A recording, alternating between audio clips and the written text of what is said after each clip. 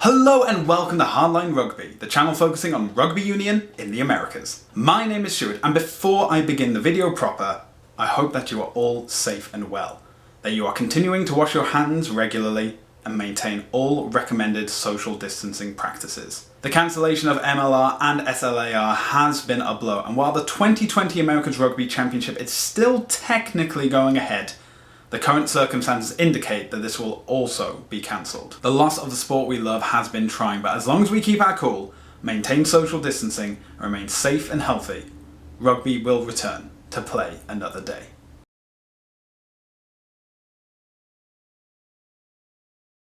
On April 9th, Colorado Raptors officially announced that they will be withdrawing from Major League Rugby, effective May 2nd, 2020. Colorado's departure from the league will change the structure of the competition again, with the league now in the awkward number of 13 teams, due to the addition of both Dallas and Los Angeles. With the cancellation of the 2020 season only 5 rounds in, it's difficult to say if the new conference structure worked or not. As such, MLR is now tasked with new options for how the 2021 league could play out. For now, I can see 2 possible methods, and I will be discussing their strengths and weaknesses.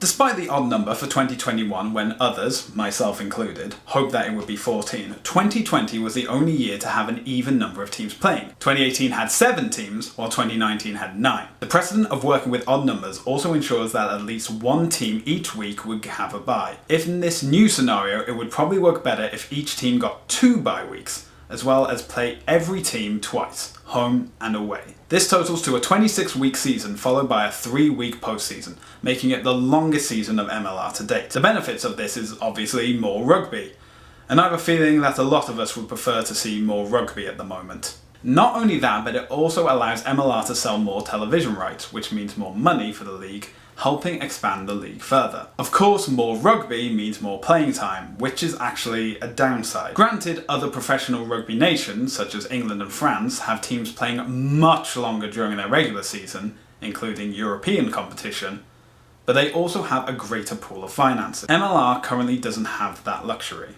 Speaking of finances, this would also drastically increase costs to and from cities, which was one of the reasons why the conference system was introduced. Then again, the financial benefit, especially after cancelling the 2020 season, may be too big a factor.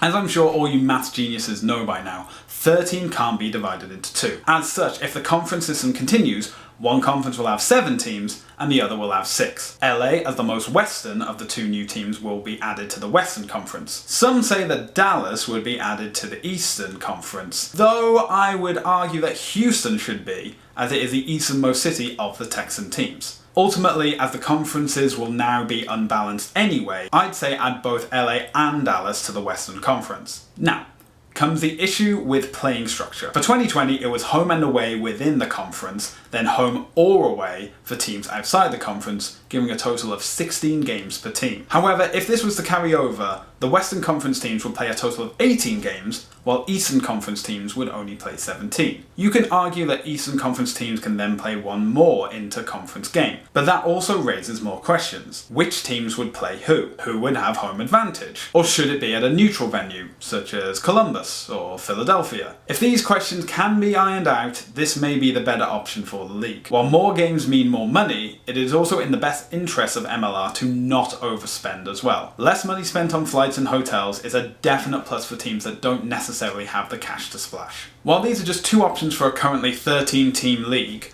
I still believe the playoff structure should remain the same. 2nd and 3rd in each conference, before the winner plays first in the conference a week later to determine the conference champion. Then each conference's champion plays the grand final to become the league champion. It certainly has a marketable opportunity, and while the host of a grand final has yet to be determined, it may also come into place that, in future seasons, a neutral venue is chosen prior to the season commencing, similar to the Super Bowl in the NFL. But that's just my opinion on how the 2021 season could proceed. Do you have any suggestions for the play structure for MLR 2021? Well, leave them in the comments down below. I'll make sure to check them out. Thank you so much for watching. Make sure to like this video, subscribe to the channel if you haven't already, and hit that bell notification to stay up to date on all the videos for Line Rugby.